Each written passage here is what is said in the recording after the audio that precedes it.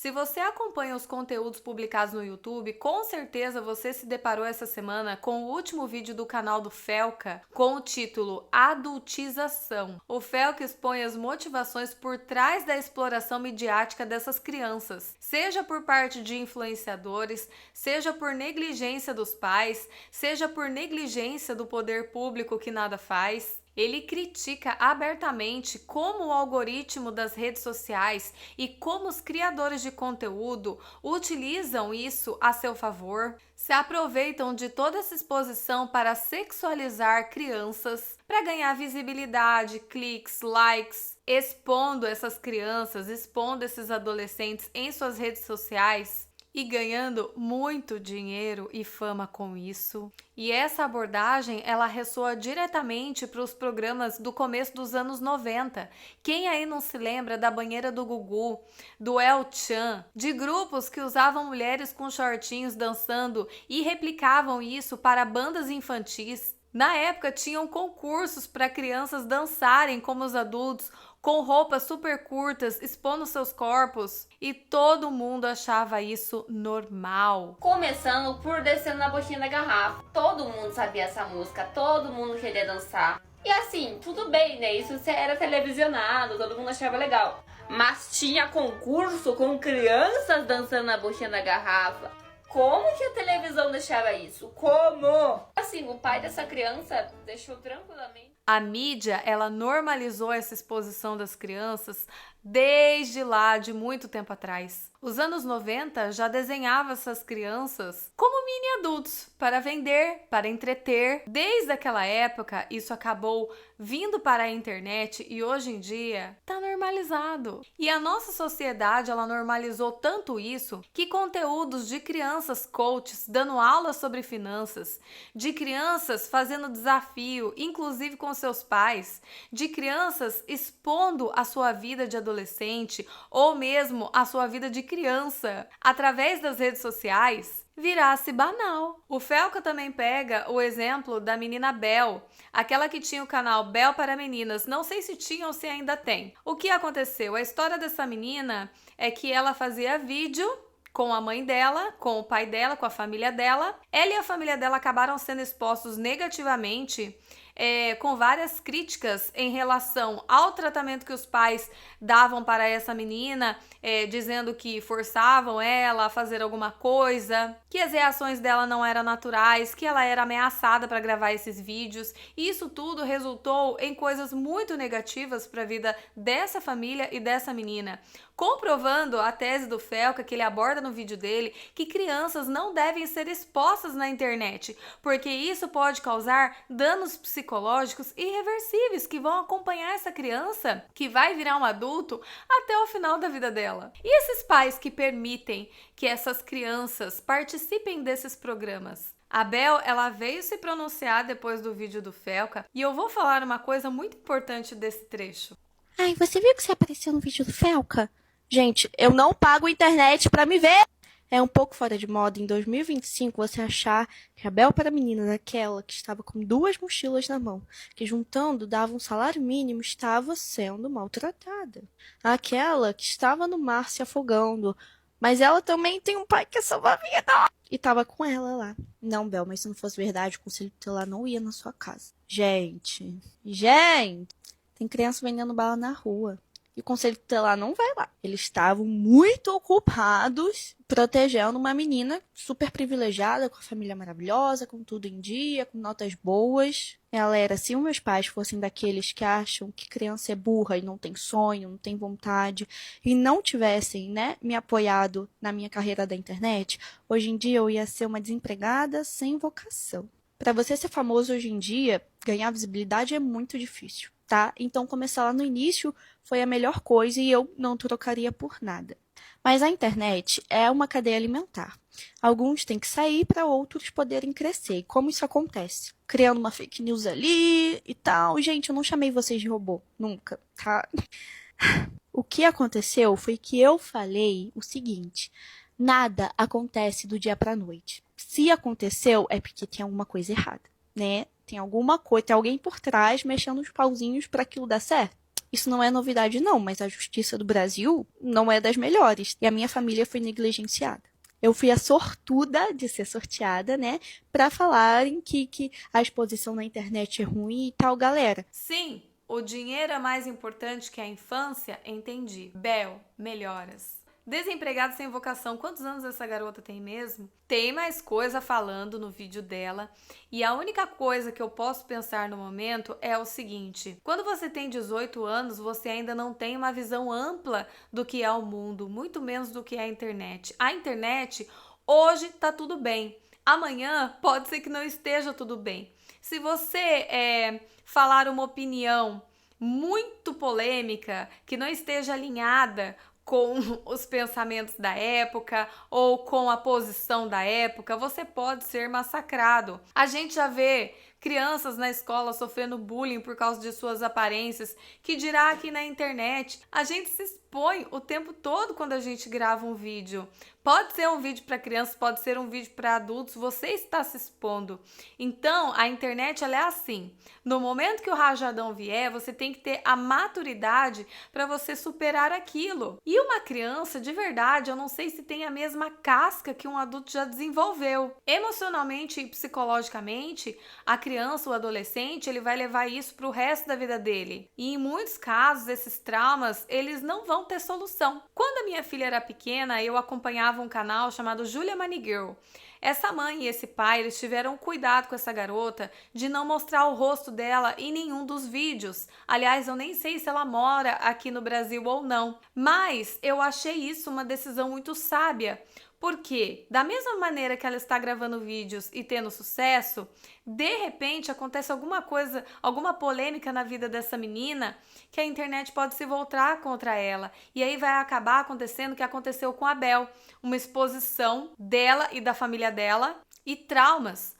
Porque sempre quando eu vejo os pronunciamentos dessa menina ou de alguém da família dela, é com raiva, é com ódio, é com remorso, é com um certo pesar na voz do que aconteceu no passado. Olha essa cena. Tá bom, mulher. Eu vou te comer. Eu já fui comer 2 minutos. Obrigada, negra. Eu nem imaginava sair do Brasil. Mas o quê? Eu perdi a vida. Camila! Se o BBB derrete o cérebro da pessoa que participa e são adultos, até o Fiuk que ficou carcomido lá, decompondo vivo, a Carol Conká também virou Carol Cocô. Imagina o que faria um reality show na cabeça de uma criança. E é pior, ele trazia a pessoa da cidade dela, separava dos pais pra ficar no circo macabro do Ítalo e eliminava do mesmo jeito que colocou. Botava no carro da mãe, tchau e bênção. Dá tchau pros seus irmãos, pro pessoal. Vá com Deus!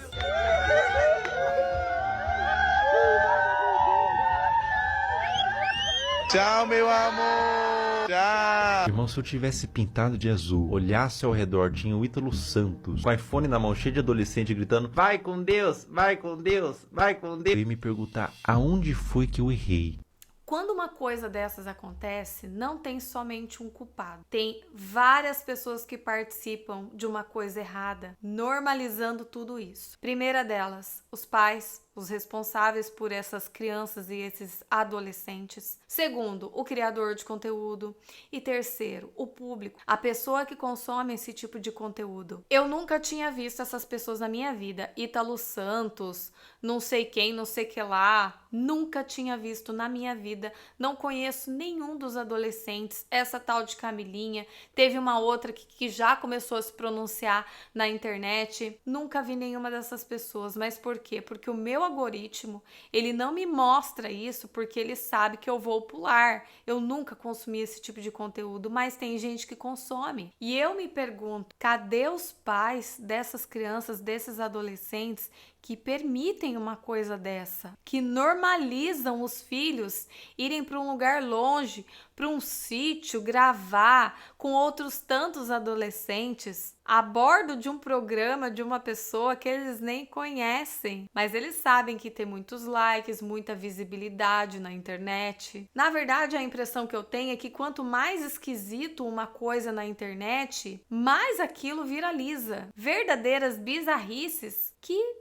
dão certo. Eu fico me perguntando se depois de um vídeo de mais de 17 milhões que eu estou vendo aqui até o momento, que escancarou toda essa podridão, que escancarou tudo isso que não era para ter sido normalizado e foi, vai continuar existindo, porque isso pegou mal, não? E eu estou publicando esse vídeo justamente no Dia dos Pais, porque tirando todos esses casos absurdos que você vê na internet, de pessoas expondo seus filhos a essas situações, a esses programas, a essa mídia podre, ainda existe uma parcela de homens que deseja sim, que sonha em ser pais. Existem pesquisas, existem reportagens afirmando isso. O sonho não morreu. Encontrei essa porta jogada na rua e eu lembrei do meu pai. É que quando eu era criança, meu pai tinha esse costume, assim, pouco prático, de fazer as coisas ele mesmo, ao invés de comprar pronto ou encomendar.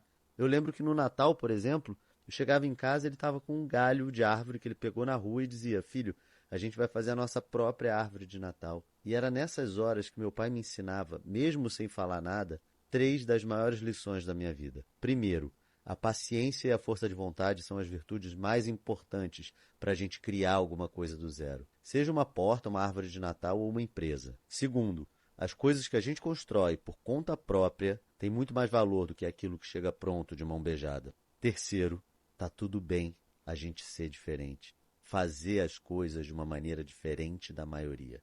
E é por isso que eu fiquei encarando essa porta e pensando se eu levo ela ou não. Já tem um tempo eu estou precisando de uma porta para minha cozinha.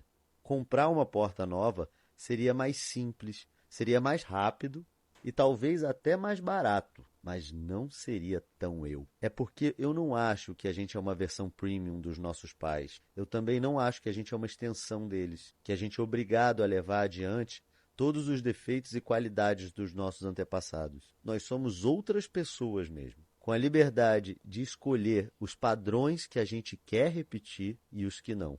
As heranças que a gente quer levar adiante e aquelas que a gente quer deixar para trás. Mas e essa porta, hein? Tá decidido, eu vou levar. Pronto, acompanha, tá começando a saga da porta achada na rua.